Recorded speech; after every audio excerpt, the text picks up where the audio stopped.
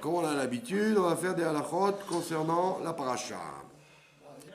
Alors, comme c'est pas évident de trouver des halachot sur la construction du Mishkan qui soit actuel, j'ai trouvé quand même quelque chose où là-bas on nous raconte que quand il a construit le Mishkan, Moshe Rabbeinu, il a pas oublié de mettre le fameux kior, le fameux bassin où on avait installé quatre robinets pour la main et pour les pieds, avec une machine. C'était une machine, une espèce de pompe. C'était une machine à pompe qui montait l'eau pour que l'eau ne reste pas dans le Beth Amikdash dans la nuit. Il fallait qu'elle soit couverte. Donc elle descendait, elle était comme un puits. Et donc quand vous ouvriez le robinet, vous aviez une espèce de moulin à eau qui faisait monter l'eau et les Kohanim pouvaient se laver en même temps les mains et les pieds. Donc ça c'est une chose indispensable, c'est une mitzvah indispensable chaque jour. Avant le service, quoi qu'ils fassent, même s'ils font rien, dès qu'ils rentrent dans le Beth Amikdash, les Kohanim, ils devaient se laver les mains et les pieds. Et le Kohen Gadol, évidemment, lui devait faire ça 10 fois à Yom Kippour. Et donc, les Chachamim, ils ont appris de là l'une des 7 mitzvot de Rabbanan qui s'appelle Netilat Yadayim. La mitzvah de se laver les mains avec un récipient, avec un keli. Alors, dans la halakha, il faudrait se laver les pieds aussi. Seulement, étant donné qu'aujourd'hui, les gens ne marchent plus pieds nus, ils ont, à part les pays sous-développés où ils marchent pieds nus, et ils ne font pas attention à se laver les mains spécialement, sinon tout le monde a des chaussures, ou des chaussons, ou des savates, des crocs. Donc il n'y a plus l'obligation de se laver les pieds, seulement les mains. D'après la halakha. Maintenant, celui qui veut se laver tout le corps, c'est encore mieux, avant la tefila. Donc, on va parler des halachot concernant des choses un peu curieuses dans Netilat Yadayim. Exemple. Donc, il y a 2 Netilat Yadayim qui nécessitent une bracha. Chaque fois qu'on est obligé de prendre un keli, on doit faire une bracha. Et chaque fois qu'on fait une bracha, c'est qu'on prend un keli. Ça va ensemble. Keli et bracha marchent ensemble. Et pour retenir simplement que un keli en araméen, ça se dit natla. Alors netilat yadaim, ça veut dire arroser les mains avec un keli. Et donc il y a 2 occasions dans la journée d'arroser les mains avec un keli. Il n'y en a que 2, il n'y en a pas 50. Quand vous vous levez le matin, homme ou femme, et même enfant, quand on se réveille, on doit se laver les mains avec un keli. Parce qu'on doit faire une bracha qui s'appelle Netilat Yadayim. Pourquoi on doit faire une bracha Netilat Yadayim? Parce que chaque juif, quand il se lève le matin, il est comparé à un Kohen qui va faire le service de Dieu. Donc, comme les femmes, comme les hommes, tout le monde fait des bénédictions. Il n'y a pas que la tfila qui nécessite. Il suffit de voir faire des bénédictions. Donc, quand vous vous levez le matin, vous faites des bénédictions. Donc, vous avez besoin de faire Netilat Yadayim avec un keli. Maintenant, qu'est-ce qui justifie le keli? C'est le temps que vous avez dormi. Imaginons que vous alliez vous dormir maintenant. Quelqu'un s'est couché à 8 heures du soir, parce qu'il était fatigué, ou il était grippé, ou il avait une journée épuisante. Il n'a pas honte, il se couche à 8 heures du soir. Maintenant, les heures d'avant minuit, elles comptent double. Donc il se réveille à minuit, en pleine forme, comme un lion. Ben, puisqu'il a dormi plus d'1 heure, donc il doit faire le Netilat Yadayim. Donc, même s'il s'est couché à 8 heures, il se réveille à 9 heures, ça y est, ça s'appelle avoir dormi la nuit. Il ne va pas dire, mais attends, mais 9 heures, je dois aller au mariage de ma cousine, la journée ne fait, la soirée ne fait que commencer. Pas du tout. Tu t'es couché quand il faisait nuit et tu t'es réveillé juste après, et il fait nuit, donc tu te lèves et tu fais Netilat Yadayim, mais c'est ça Netilat Yadayim. C'est celui-là qui s'appelle Netilat Yadayim. Donc tu dois te laver les mains avec un kéli, bien qu'il soit à 9h du soir. Alors il ne fera les brachot que le lendemain matin, quand il fera toutes les brachot. Toutes les brachot, il les fera quand il va finir sa soirée, quoi. D'accord? Les kabbalistes, par exemple, ou les gens très religieux, ils se réveillent à minuit pour faire Tikkun Chatzot. D'accord? Donc ils vont se coucher tôt, mais il y a plein de gens qui sont déjà au lit maintenant. Ils vont se coucher tôt, ils se réveillent à 11h30 pour faire Tikkun Chatzot. Donc ils se lèvent, ils se lavent les mains avec un kéli, et il fait les Netilat Yadayim, et il fait les brachot. Puisqu'il va faire, il va commencer à étudier, il va commencer sa journée. Voilà, Birkot HaShachar, puisqu'il a dormi. Comme il a dormi, et il va commencer sa journée, en fait. À minuit, eh ben, il fait... Pardon? Les gens qui font Tikkun Chatzot, ils ne vont pas se recoucher? En général, les vrais sérieux, ils ne font pas se recoucher. Alors, ils étudient le Zohar ou la Gemara, et après, ils attendent le jour et ils font la tefila. Celui qui fait Tikkun Chatzot avant de dormir et après il va se recoucher, c'est un plaisantin, quoi. Tikkun Chatzot, c'est qu'il est tellement triste de la destruction du temple qu'il ne peut pas quand même aller se recoucher. Il se réveille, il bouge, il commence sa journée. Non, mais il y en a qui font Tikkun Chatzot parce qu'ils n'ont pas dormi. Non, en général, il faut dormir et faire Tikkun Chatzot après, en se réveillant. Bon, aujourd'hui, évidemment, avec la vie qu'on a, les gens, ils vont se coucher au moment où c'est l'heure de Chatzot. Très souvent, à 11h30, les gens, ils dorment des fois à cette heure-là. Donc, ils se disent, avant de dormir, je vais faire Tikkun Chatzot. Mais à l'origine, on faisait Tikkun Chatzot parce qu'on se réveillait à Chatzot. Mais Kitsour, donc tout ce qui est, dès que vous avez fait un sommeil de nuit, quelle que soit l'heure, vous avez dépassé une bonne demi-heure de sommeil profond, même pas une heure, une demi-heure de sommeil profond, vous faites Netilat Yadayim avec un kéli. Maintenant, le lendemain matin, 3, 4, 5, 6, 7, 8, 9, 10, 11, 12, quelle que soit l'heure où vous vous réveillez par la suite, vous refaites une Netila avec ce kéli pour faire la bracha, Netilat Yadayim. Que vous soyez homme, femme ou enfant. Alors, une maman qui va se réveiller, par exemple, toutes les 3 heures pour redonner le lait. Alors voilà, une maman qui va se réveiller. Non, elle doit faire Netilat une fois, ça y est. Ah, ça veut dire qu'elle se réveille à minuit. La première fois qu'on se réveille, c'est le sommeil impur. Donc celui-là, vous faites Netilat. Après, il n'y a plus besoin. Même si on se rendort encore. Même si on se rendort. Tant que vous n'allez pas refaire la bracha, tant que vous n'allez pas faire la bracha, il suffit de l'avoir fait une fois. Il y a des gens, par exemple, ils ont une envie d'aller aux toilettes, d'accord?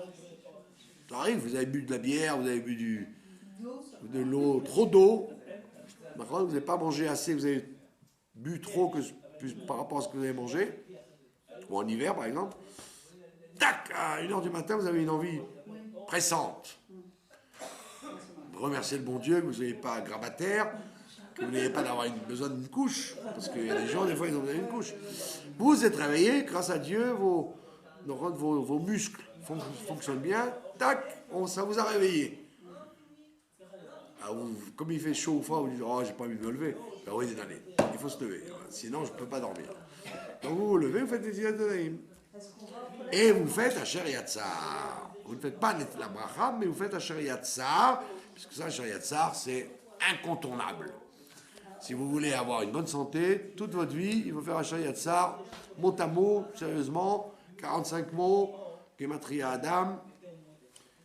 C'est la ségoula pour n'avoir jamais de problème de circulation. est-ce qu'on d'abord on se lave les mains, après on fait nos besoins? D'abord, on se lave les mains, après on dit à Shariat ça, et après on va redormir, par exemple. Le Kelly, même si c'est précis. Voilà. Le plus urgent, c'est de se laver les mains.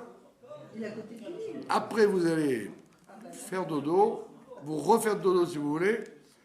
It's your problem, it's not mine. Et le matin, quand vous allez faire les brachot, vous reprenez à nouveau le Kelly. Donc ça, c'est l'occasion dès que vous sautez du lit, c'est l'occasion avec le Kelly. Maintenant, quelle est la seule occasion de la journée où il faut un Kelly? Quand vous mangez du pain. C'est tout. Quand vous mangez du pain. Ah, c'est-à-dire les autres fois qu'on va aux toilettes? Les autres fois, toute la journée, vous n'avez pas besoin de Kelly.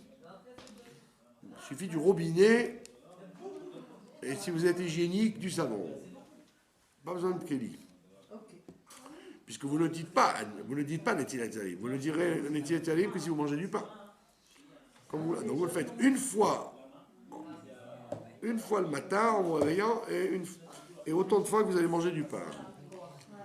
D'accord? Et quand par contre on trempe un aliment dans de l'eau, on doit faire Netilat? Non. Non? Il n'y a que... Par exemple les céréales. Non, rien du tout. Où on trempe le Rien du tout. La cracotte dans le... Bon, ça c'est une halakha de Pessah, déjà. Les 7 liquides qui rendent les mains impures s'il faut se laver les mains. Bon, vous les connaissez, les 7 liquides. Alors, pardon? Les 7 liquides qui rendent les mains impures. Des liquides qui rendent les mains impures. Qui transmettent l'impureté par les mains si c'est mouillé. Alors là, vous lavez les mains sans bracha avec un cli. Donc, Bekitso, imaginons le cas de figure que vous êtes en train, vous sortez des toilettes par exemple. Vous sortez des toilettes et vous entendez une bracha. Vous voulez répondre Amen. Mais vous ne pouvez pas répondre Amen parce que vous êtes sorti des toilettes. Donc vous arrosez les mains au robinet et vous répondez Amen. Mais il n'y a pas besoin de Kelly. Il suffit de se rincer les mains avec de l'eau. D'accord? Alors évidemment, dans tous les livres, on parle de Kelly, parce qu'il n'y a pas si longtemps que ça, il n'y avait pas d'eau. Donc les gens prenaient un Kelly pour se laver, parce qu'ils n'allaient pas utiliser tout le bac à eau. Mais depuis qu'il y a l'eau courante, l'eau de robinet, il n'y a plus besoin de Kelly. D'accord? Sauf pour manger du pain. Donc il n'y a plus besoin de s'inquiéter où est passé le Kelly, etc. D'accord? Et surtout, c'est utile quand vous vous occupez des enfants, il faut vous toucher des choses pas propres, etc. Donc il suffit de vous rincer les mains avec de l'eau. D'accord? Donc c'est ça, les deux seules occasions où vous utilisez un cli, vous dites la bracha, la tiat yadaï. Maintenant, même si vous voulez prier, même si vous voulez manger, même si vous voulez, quoi que vous vouliez faire, vous rincez l'eau au robinet, ça suffit. Pas besoin de 3 fois, etc. D'accord? C'est important de savoir tout ça. Maintenant,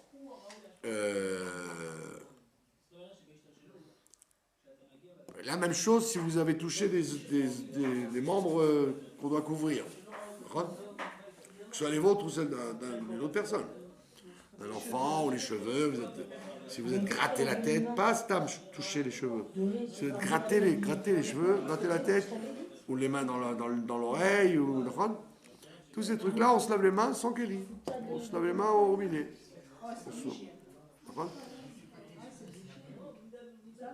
D'accord? Si vous n'avez pas du tout d'eau, alors vous frottez au mur.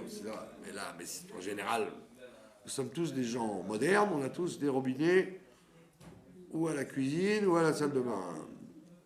D'accord? Maintenant, que se passe-t-il? Nous, on avait deux. Que se passe-t-il si vous êtes à table? Vous êtes à table, vous mangez du pain, c'est Shabbat ou dans la semaine, vous mangez du pain tranquillement, puis Tom, vous avez envie d'aller aux toilettes. Mais qu'est-ce que vous allez revenir, continuer à manger. D'accord? Alors qu'est-ce que vous faites? Vous rincez les doigts au robinet, avec du savon si vous voulez, et vous relavez les mains avec un kéli, puisque vous allez remanger du pain, Sans bracha. mais sans bracha. Mais parce qu'il y a du pain. Parce qu'il y a du pain, voilà. S'il n'y avait pas de pain, il n'y aurait pas besoin. Donc vous faites une netila psoula, ce qu'on appelle, une netila psoula au robinet, hygiénique. Vous faites un shariat tsar si vous voulez, et vous lavez à nouveau les mains avec un vrai cli, parce que vous allez manger du pain. Sinon, il n'y aurait pas besoin. D'accord? Donc vous pouvez laisser le... Si on fait un shariat tsar avec un cli, on a aussi besoin encore après de le faire. Il ne faut pas faire un shariat tsar avec un keli si vous voulez remanger du pain, parce que si vous avez fait avec un keli, il y a un problème de se relaver les mains avec un keli.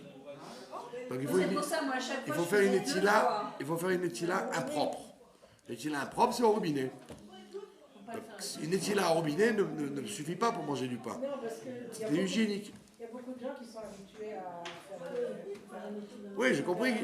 Je comprends ce que vous dites. C'est écrit.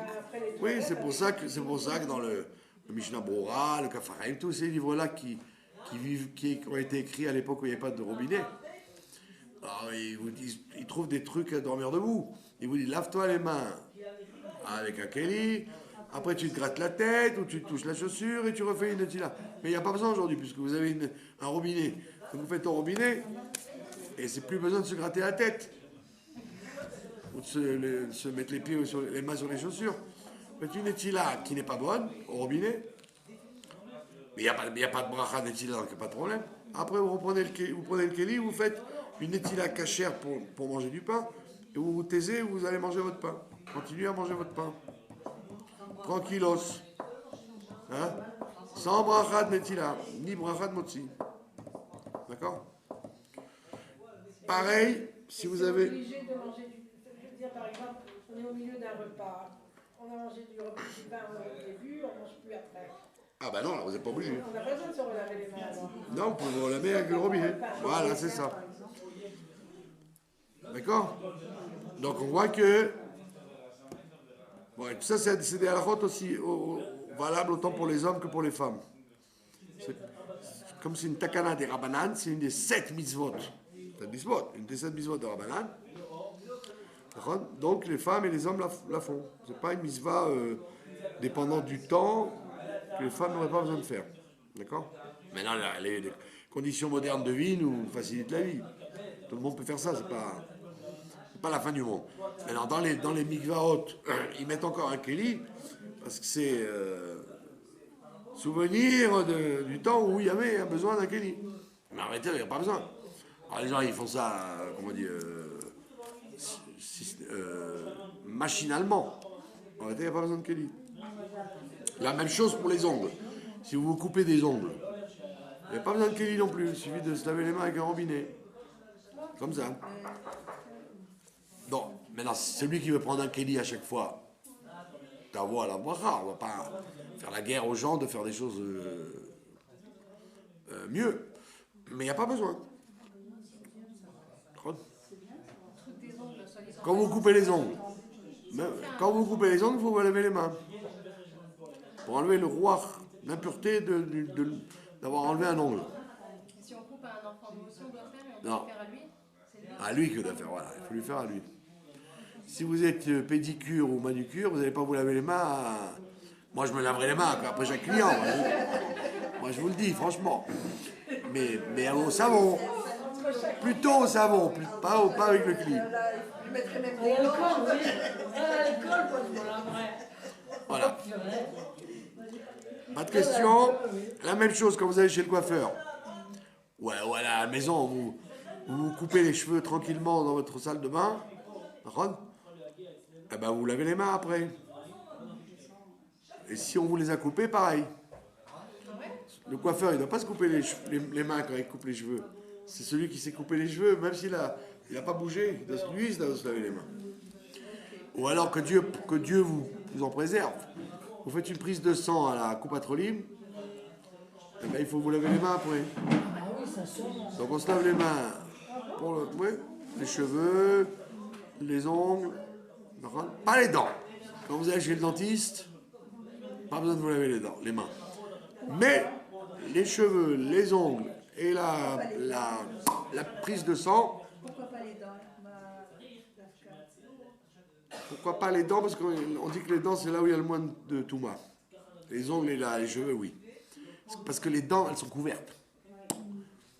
Il y a des gens qui n'ont pas de dents derrière leur bouche, mais tout le monde a une bouche devant les dents.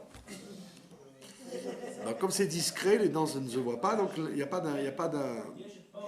une grande impureté sur les dents. Le dentiste, lui, il se lave les mains, heureusement. Mais vous, non, vous n'êtes pas obligé. De toute façon, en plus, quand vous sortez de chez le dentiste, vous avez d'autres chats fouettés que vous lavez les mains. Vous avez plutôt envie de... Voilà, pas de questions. Voilà, on apprend ça de la paracha de la semaine, donc, que les Kohanim devaient se laver les mains et les pieds quand ils faisaient le service de Dieu. Nous aussi, nous sommes des serviteurs de Dieu. Donc avant de commencer le service le matin, on doit se laver les mains. Voilà. Maintenant, nous allons passer à la paracha de la semaine qui termine, paracha de Pekudei, qui termine le livre de Shemot. Pardon? J'ai une question. Si on se lève au milieu de la nuit, bon, alors on se lave les mains, et on dit Modéani ou on Non, non. Oui, bien sûr. Oui, vous dites Modéani, oui, bien, bravo. Si vous vous réveillez dans la nuit, vous dites Modéani. Si vous avez dormi le temps qu'il faut, ça suffit pour dire Modéani, exactement. Et en se rendant, on fait le modèle. Non, une fois on fait Modéani, pas 50 000 fois. Vous vous réveillez en pleine nuit. Voilà, moi ça m'arrive très, très souvent, surtout le vendredi. Comme on mange trop, alors on dort comme des masses. Alors à 2h du matin, vous vous rendez compte que vous n'avez plus sommeil. Alors qu'est-ce que vous faites? Vous mettez debout sur votre lit, vous asseyez sur votre lit. Abraham Avinu nous a appris qu'il faut mettre les mains comme ça. Vous connaissez ça? Non, pas debout. Vous redressez, comme on dit. Maintenant, si vous voulez vous mettre comme ça, mettez-vous comme ça. Mais on se redresse, on ne reste pas allongé comme un mort. On se redresse, on met les mains l'une contre l'autre, les doigts ouverts. C'est tradition depuis Abraham Avinu. Et on fait Modéani ou Modani, quel est le noussar que vous avez. Même si dès qu'on a dormi une demi-heure, ça suffit. Et Netila. Après, vous n'avez plus besoin de le refaire le lendemain. Non, mais quand il y a encore Ceux qui me disent comment je fais. Mais la brioute. Non, moi j'ai une question là. La brioute, si vous avez un gros morceau à dormir. Moi j'ai une question. Parce que avant de me lever, je fais les tilanes. J'ai un kéli à côté. Eh ben, très bien. C'est-à-dire, je me mets comme ça, et puis je fais, et puis Très après je bien. me lève. Vous êtes une chassida. Mais qu'est-ce que je fais avec les mains là pour l'histoire de... Non, avant, on fait Netila, on fait Modéani avant de se laver les mains. En état d'impureté. Ça veut dire que vous dites qu'il faut se redresser. Vous vous redressez. Que même si vous avez perdu votre kissouille roche, moi je dors avec une kippa plus large, donc elle ne tombe pas, mais Nagid qu'elle tombe. On n'est pas obligé de la mettre. On fait ça, tac, Modéani le Fanera. Première formule. Et pas comme les méchéristes, Yéchia donnez-nous. Bon, ok. Il y en a qui font ça, il y en a qui font Yéchia donnez-nous et qui se réveillent. Ouais, bah, oui. Bon, que Dieu les bénisse et les soigne. Et les guérisse. Les bénisse et les guérisse. Beth Gimel. Ben, c'est une histoire du Rabbi Rayatz. Il a demandé à son père, Rachab, il lui a dit d'où ça vient de faire ça quand on se lève. Alors il dit demande à ton moré, demande pas à moi, demande à ton rébé. Alors il a été voir son rébé, il dit rébé, pourquoi on fait ça? Il dit parce que pourquoi tu m'as dit de faire ça? Il dit parce que mon père faisait ça.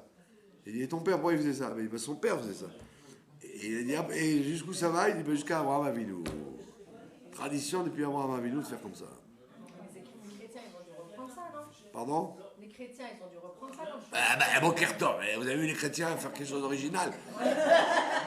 Pourquoi les Arabes ils font ça? Vous avez pas vu les Arabes religieux, les vieux avec les djellabas à l'ongle là? Ils ont un truc avec des boules. Avec des boules. Et d'où ça vient? Ça vient de chez nous. Quand on faisait les encens, il y avait 11 espèces d'encens. 11 espèces d'encens. Et les Kohanim, pour ne pas se tromper de nombre, alors ils comptaient, Hatsori, Matsiporen, Rachel Benar, ils comptaient les espèces, comme on les dit le matin dans les corbanos, et à 11. Alors il y en a qui font avec les doigts, et les Kohanim, ils faisaient avec le boulier. Et donc les musulmans, ils nous ont repris ça.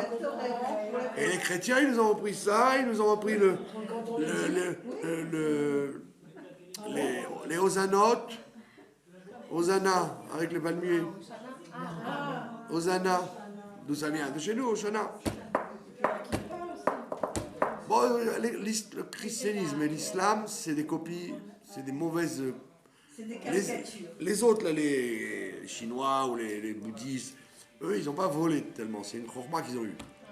Mais tous ces trucs-là, ça vient de chez nous. Les gens disent, ah, mais c'est les chrétiens, ils font ça. Mais non, les chrétiens, ils l'ont pris de chez nous. Mais les chrétiens, ils font ça. Ils plient. Ils rentrent les mains dans l'une dans l'autre. La croix. Ça, c'est pas bien de faire. Ça n'est pas bien de faire ça. Il faut mettre la main sur la main, mais pas dedans. Quand vous priez, par exemple, il faut faire ça. Mais jamais ça. C'est un énième de réunir Chesed et Gvura, c'est ça? Voilà, c'est ça. Il ne faut pas mélanger le chesed et la gvura. Ça fait des troubles. Ça fait Bassar Bechalav, le lin et la laine, Caïn et Abel, le jour et la nuit. Il ne faut pas mélanger les contraires. Il faut les unir, mais en leur laissant leur indépendance. Donc voilà, bonne question, bonne remarque. Voilà, plus de questions. Allez, encore une question. Vous voyez qu'on ne sait pas tout. Non, non, bah, bien sûr. Vous vous rendez compte qu'on ne sait pas tout? Et si on se réveille pour aller aux toilettes, on dit Moderni avant ou après? Ouais, bien sûr. Dès que vous vous réveillez, tac, Moderni, après vous faites ce que vous voulez. Première chose que vous faites, c'est d'avoir récupéré votre âme. C'est tout. Vous avez récupéré votre neshama. Même si vous avez dormi une demi-heure. Ce qui est amusant, c'est quand par exemple les gens font une sieste. En hiver, il y a des gens qui font une sieste, ils vont dormir à 5 heures, ils se disent après je me réveille à 7 heures pour faire la vite, après je mange. Ils s'endorment comme des masses. Ben ça y est, ils ont dormi le sommeil de la nuit, il faut qu'ils fassent Moderni à ce moment-là. Les gens ils croient toujours que Moderni c'est un coup du matin, les tirs, non, c'est le sommeil d'une demi-heure qui fixe les choses, pas le temps. Une demi-heure dans la nuit. Ouais. Il y a des gens, par exemple, il y a des gens qui traînent la guide. Le Shabbat après-midi, d'accord. Moi, si je veux dormir, je dors avant la nuit. Mais il y en a qui dorment, vers la nuit. Et vous les réveillez pour faire Abdallah. D'accord. Alors, ils ont dormi dans la nuit. Alors, il dit, attends, je me réveille pour Abdallah. Mais attends, quand on te réveille, Moderni, mon ami. Comment Moderni? Ben oui, tu as dormi une heure en pleine nuit. Ça y est. Donc tu fais Moderni, après tu fais Abdallah. Il faut refaire le lendemain, Moderni? Non, une fois. Non, mais le matin, 7h du matin. Et alors à ce moment-là, quand tu fais comme ça, le Shabbat, la personne s'est Moi aussi. pour faire aussi des tilaténaïs. Eh oui, bien sûr. Les choses, elles sont pas fonction de notre imagination, elles sont fonction de ce qui s'est passé. Voilà. Si on dort dans la journée, on fait les tilas. Voilà, sans bracha. Mais c'est même pas obligé, on pourrait faire Robin aussi. Voilà. Deuxième volet de notre soirée, la paracha de Pekudei. Pekudei, c'est la dernière paracha du livre de Shemot. D'accord. Donc on termine la construction du Mishkan et en même temps on termine le livre de Shemot. Et qu'est-ce qu'on nous dit à la fin? Une fois qu'on a expliqué comment Moshe Rabbeinu scrupuleusement il a utilisé tout l'argent qu'il a reçu pour construire chaque détail, etc., on nous donne les comptes, on nous dit ce qu'il a fait, etc., etc., etc. En fin de parcours, on nous raconte quelque chose qui n'a rien à voir, mais qui termine la paracha et le livre. On nous dit, regarde ce qui se passe. Une fois que le Mishkan a été monté, quand est-ce qu'il a été monté? On est le premier Adar, d'accord? Eh bien, le premier Nissan. Le premier Nissan, il a été monté. Inauguré, monté, inauguré. D'accord? Donc, à ce moment-là, on commençait les voyages. Les voyages avaient commencé en Égypte. Mais il n'y a pas de Mishkan, c'était simplement le camp qui marchait. Maintenant, il y a le Mishkan qui est là. Donc, quand on voyage, il faut démonter le Mishkan et le remonter quand on arrive à l'étape d'après. D'accord? Alors, on nous raconte que c'était toute une épopée. Il fallait qu'il y ait la nuée. Il y avait une nuée qui se stabilisait quand ils campaient. Et dès que la nuée montait, comme un champignon atomique, comme ça, comme un palmier, comme un champignon atomique. Alors à ce moment-là, Moshe Rabbeinu faisait sonner les trompettes et on démontait tout le Mishkan. C'était plus compliqué que le nettoyage de Pessah. Il y avait des centaines de détails. Donc les Lévim et les Kohanim, c'était les Havdil comme le cirque. Il y avait des tentes et des clous, c'était énorme. D'accord? C'est un travail énorme qu'ils devaient faire. Ah ben, il allait très vite parce que la nuée, elle commençait à marcher. Elle leur disait, oh, pas le temps, hein, on avance. Donc vite, tac, tac, tac, tac, tac, tac, tac. Ils mettaient sur les charrettes et en voiture, Simone. Alors, donc c'était... Alors il y a une étape qui a duré 19 ans, la moitié du parcours, mais il y a une étape qui a duré un jour. Une étape, elle a duré un jour, donc ils ont mis le Mishkan, ils ont commencé à boire la bière. Ça a été ouf. Enfin, on a monté le Mishkan. Voilà. Dès que la nuit est arrivée, allez hop, on remballe. Donc ils ne pouvaient jamais savoir combien de temps ça mettait. Une fois ça a mis 19 ans, une fois ça a mis un jour. D'accord? C'est la raison d'ailleurs pour laquelle, quand vous faites un nœud, au Sefer Torah, d'accord? Alors, on dit dans la Gemara, on dit, attends, mais qu'est-ce que c'est un nœud qui dure? C'est quoi un nœud qui dure? Tu vois bien que dans le Mishkan, il y avait un nœud pour un jour, des fois, c'est pas un nœud qui dure. Oui. Quand ils ont fait une étape d'un jour, tous les rideaux, ils étaient accrochés avec des nœuds. Avec 50 nœuds. Oh! Ah, je pouvais avoir mon certificat d'études. Eh oui! Donc il y avait des nœuds, et donc il fallait défaire les nœuds et remettre les nœuds. Maintenant, quand ils accrochaient, quand ils mettaient le nœud, ils ne pouvaient pas savoir combien de temps ça allait durer. Donc le fait que tu ne saches pas, ça s'appelle un nœud définitif. Quand tu ne sais pas combien de temps tu accroches quelque chose, il est censé durer tout le temps. Donc c'est pour ça que si vous savez pertinemment que le nœud que vous avez fait, il ne va pas durer longtemps. Par exemple, le Chida, il amène un exemple. Il y a des gens qui mettent une robe de chambre chez eux, Shabbat. Les femmes, les hommes, ils mettent une espèce de robe de chambre, d'accord? Un chalouk. D'accord? Et ils l'attachent avec une ceinture, avec d'accord? Et ils font un nœud des fois. Alors, au lieu de faire un nœud cravate, ils font un double nœud. Pour pas que ça tombe. Alors le Chida, il dit, alors qu'est-ce qu'on fait? On est coincé tout le Shabbat? Il dit non, puisque de toute façon, ce nœud-là, il a aucune intention de le garder toute une semaine. Dès qu'il va aller dormir, ou dès qu'il va se lever, etc., il va l'enlever. Donc c'est un nœud à la base qui n'est pas un nœud définitif. Alors les nœuds des chaussures. Pareil, les nœuds des chaussures, c'est pareil, c'est pas aussi grave qu'on aurait pu croire, puisque tu n'avais pas l'intention de garder le nœud à la chaussure. Donc on préfère en général pouvoir l'enlever d'une main. Mais... Donc qu'est-ce que nous raconte la Torah? Elle nous dit à la fin, elle nous dit, mais quand la nuée recouvrait le camp, après hop, elle se levait et ils partaient en voyage.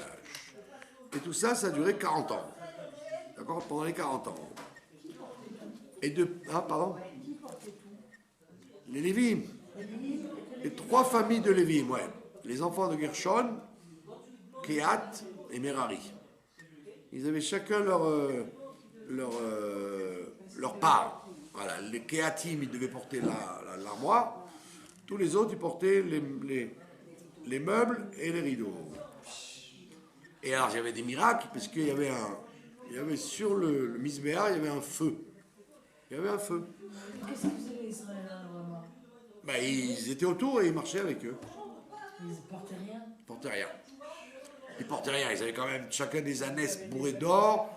Et tout ce qu'ils avaient volé aux Égyptiens, non, ils étaient chargés. Hein.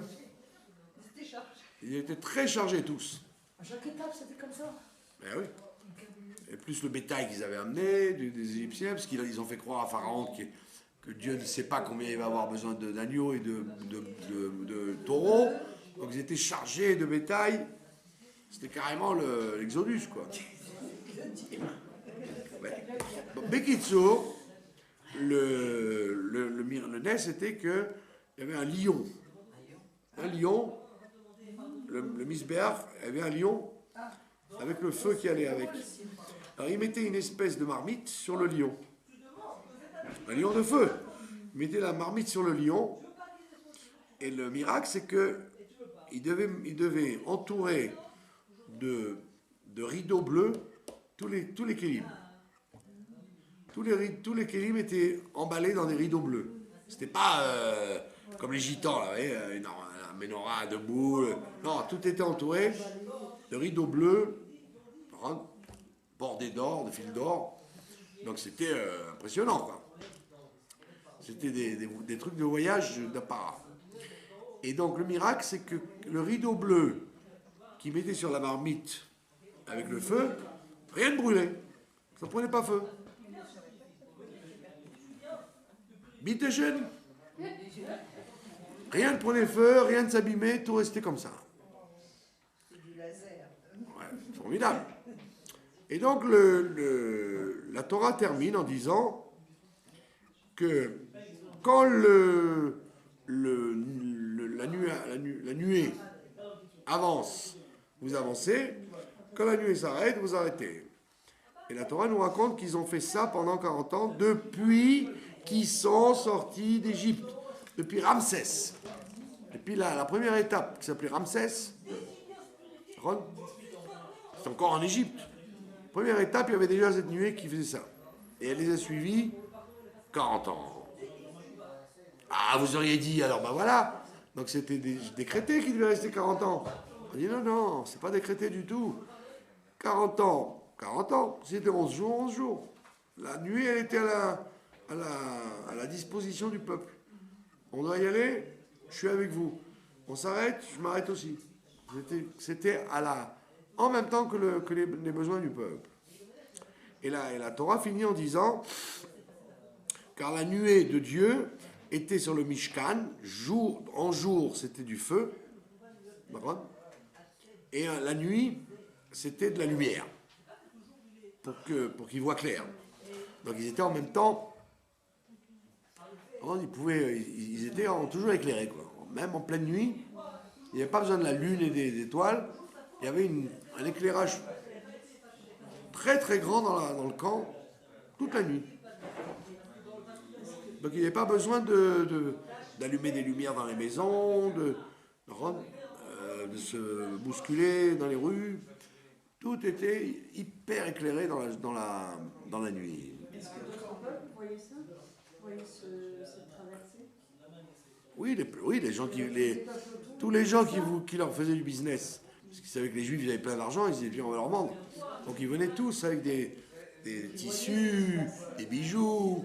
Et dans Faddal, Mohammed, ils faisaient du business, tous les peuples. Même les hindous, les indiens venaient d'Inde pour leur vendre des parfums. Et parce que les juifs, c'est des kiffeurs, des grands kiffeurs. Comme ils étaient pleins aux as.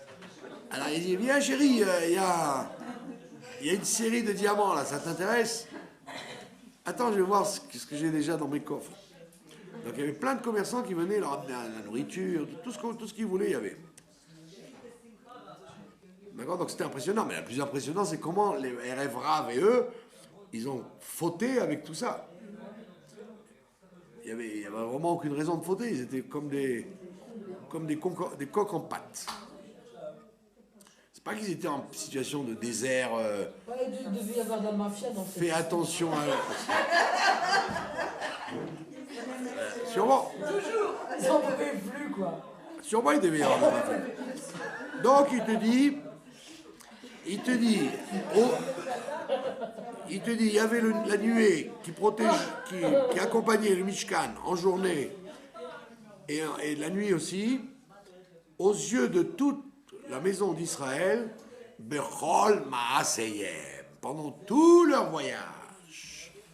Pendant tout leur voyage. Depuis la sortie d'Égypte jusqu'à ce qu'ils arrivent à Yarden, Yericho, la dernière étape. D'accord? Alors, les commentateurs posent une question. Pourquoi on appelle ça leur voyage? C'est pas dans leur voyage que c'était important. C'était quand ils s'arrêtaient. Dans les Chanayot, on aurait dû dire. Dans leurs arrêts. Qui est des lumières dans le voyage? Qui est la nuit dans le voyage? D'accord? Mais le plus important, c'est quand ils étaient arrêtés. Tu as besoin, quand tu voyages, bon ben, tu as besoin d'un peu de lumière pour marcher, d'accord? Ouais. Mais c'est quand tu t'arrêtes que tu as besoin de confort, de lumière. Par contre, tu veux te faire un œuf sur le plat dans le camp, ou aller chercher de l'eau au puits. C'est là que tu as besoin de lumière, plus que quand tu marches. D'accord? On dit pourquoi on appelle ça Maaseyem, leur voyage. Alors on dit parce que, en fait, tout ceci est une allusion, comme dit le Chida d'ailleurs.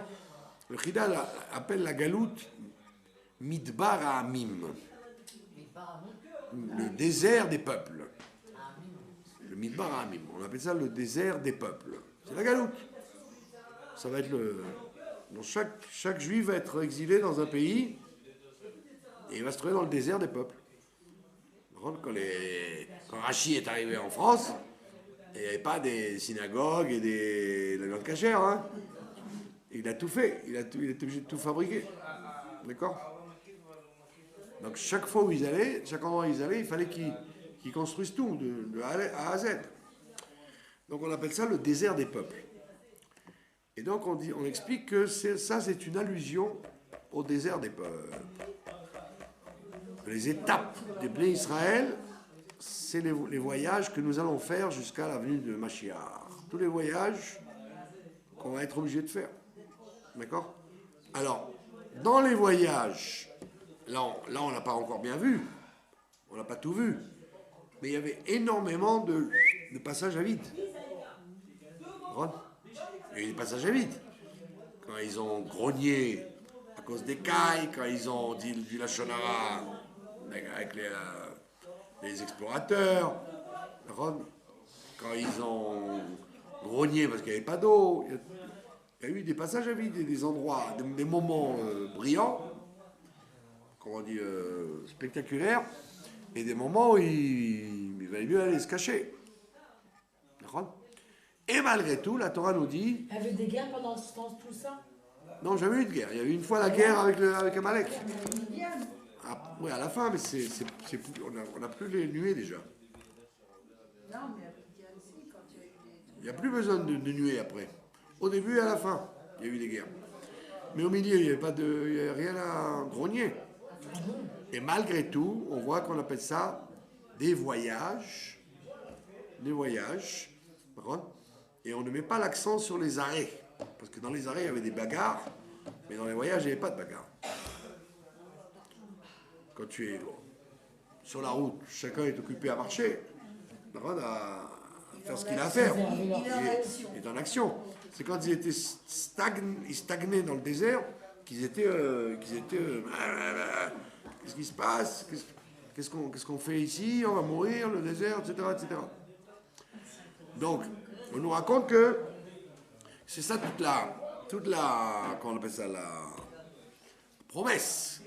Dans toutes les galouillottes où on va aller, et toutes les galouillottes dans lesquelles un individu est obligé de vivre, de déménager, changer de pays, changer de ville, changer de métier. Chaque individu, c'est très rare, à part les vieux du Périgord, qui ne bougent pas 50 générations. Vous prenez n'importe quel juif dans le monde, il a vécu 3 continents, 50 maisons, il a déménagé 10 fois. C'est très rare les gens qui peuvent dire depuis qu'ils sont nés jusqu'à leur mort qu'ils n'ont pas bougé. C'est rare, toujours les gens bougent. Sans parler des gens qui sont jamais bien dans leur peau, qui changent de femme, qui changent de... Ouais, ils changent de pays. On parle pas des gens instables. On parle de tout être humain, en général, il est appelé à changer de situation, quoi. Il ne vit pas dans la même maison depuis qu'il est né jusqu'à sa mort. Il a déménagé plusieurs fois. Et donc, il peut y avoir des moments de chute. Il y a des moments de chute dans la vie. Vers quoi? Quoi envers quoi?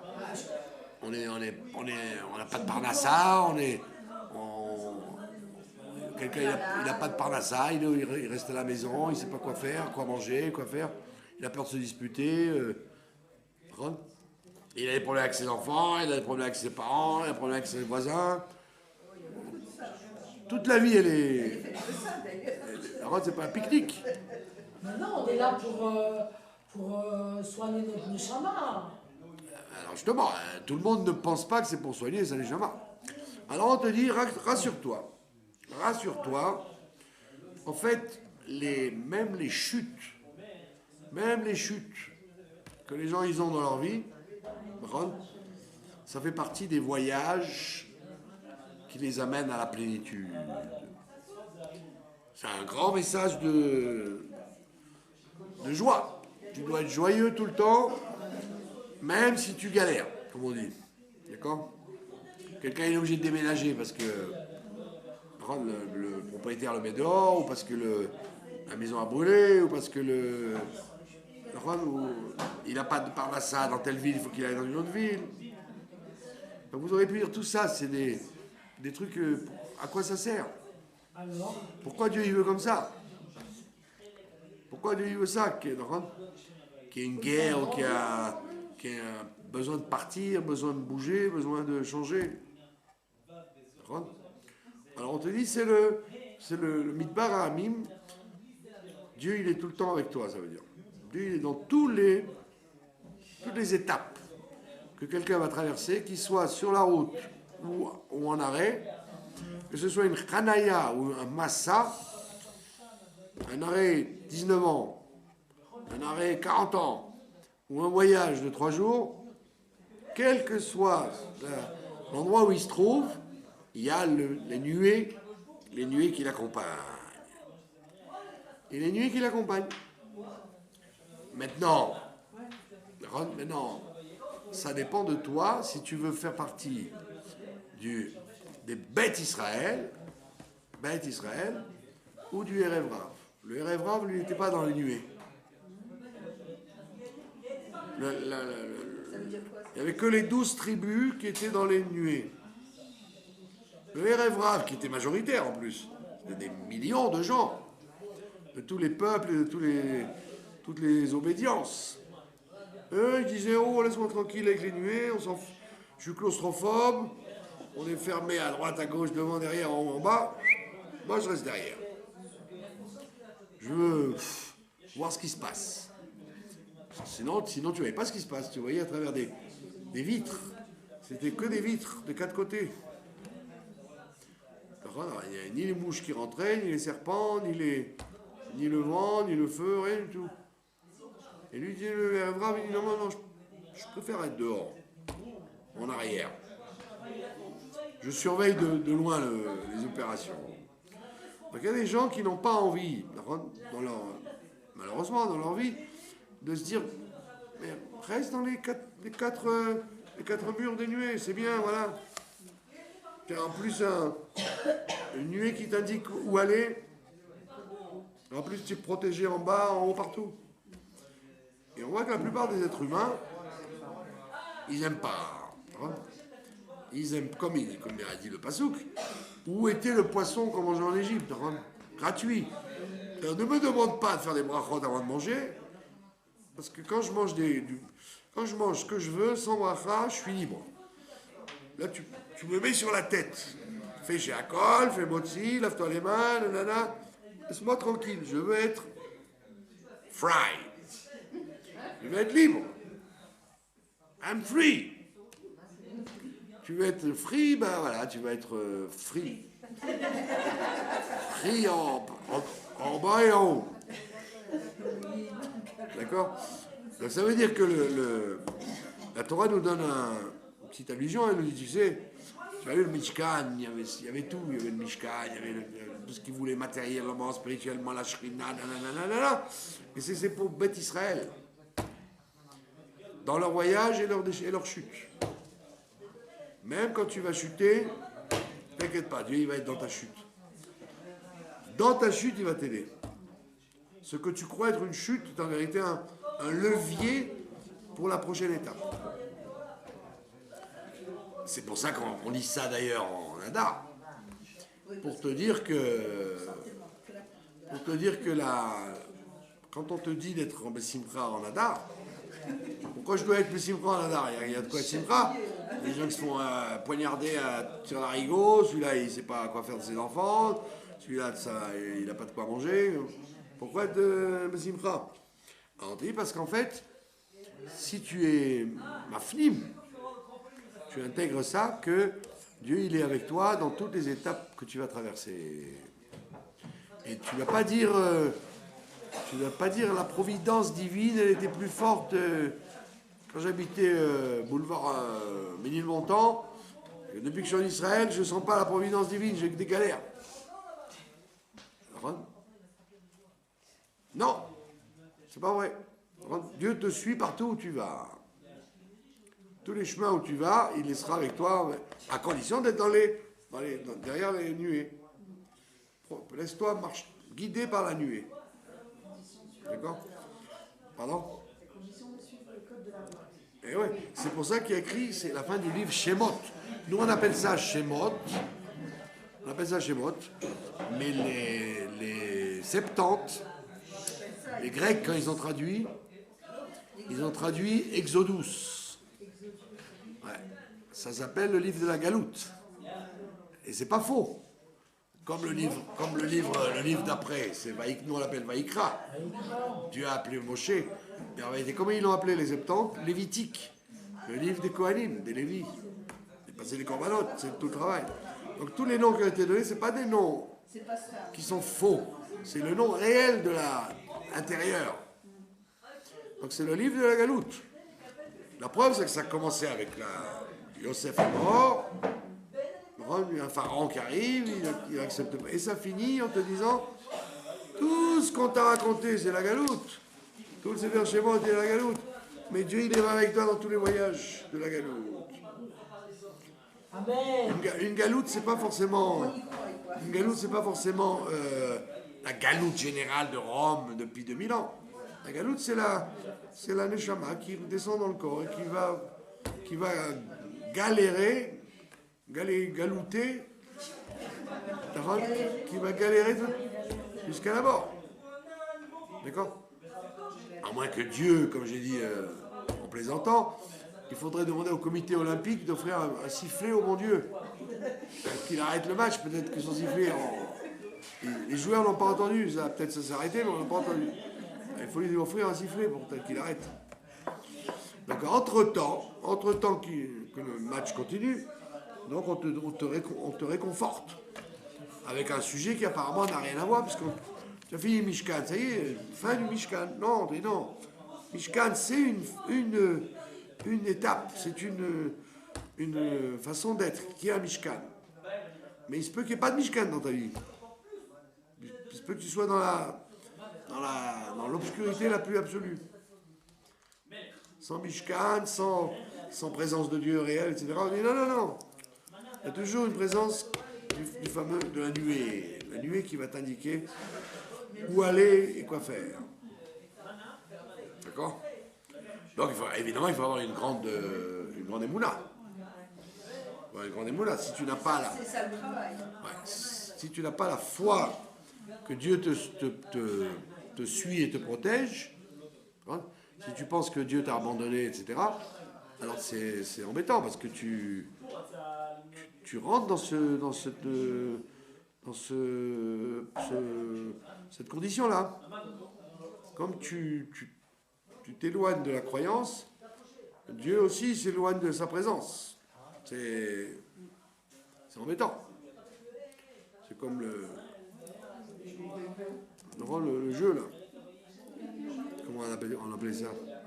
Le yo-yo. Comme plus tu tires fort et plus il remonte. Donc ça veut dire qu'il faut être... c'est pour ça qu'il faut être Bessimcha, parce qu'il faut se dire, Sachakol, tout ce que Dieu fait, il me suit. Et que Esther, elle était dans la même situation que moi, et pourtant elle a fait preuve de foi. Et il y a eu un happy end, ça s'est bien terminé. D'accord? Donc c'est pour ça qu'il faut bien réfléchir à la fin de cette paracha. Surtout que si vous avez fait attention, elle commence comme ça, la paracha. Elle commence par un Rashi très étonnant. Rashi vous dit, Ele Pkudei Mishkan, Mishkan Haïdout. Voici les contes du Mishkan, le Mishkan du témoignage. Rashi, il s'engage dans un truc dont on n'avait pas besoin. Il vous dit, pourquoi il écrit Mishkan? Mishkan, il dit, parce que c'est les deux temples que Dieu a gardés en gage. Mishkan, c'est la chon Mashkon. Dieu il les a mis en gage, il les a gardés en gage.